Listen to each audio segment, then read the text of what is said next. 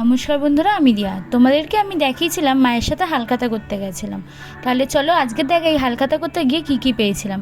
দুটো দোকান দিয়েই মিষ্টির প্যাকেট পেয়েছিলাম। দেখো প্যাকেটগুলো দেখাচ্ছি, খুব সুন্দর প্যাকেজিংগুলো ছিল। আর সাথে অনেক কিছু গিফটও পেয়েছি। চলো তো গিফটগুলোও দেখাই।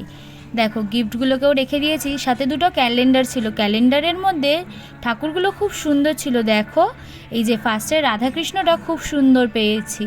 আর এবারে দুটো ক্যালেন্ডারে রাধাকৃষ্ণ পেয়েছিলাম। দেখো এই রাধাকৃষ্ণটাও খুব সুন্দর দেখ।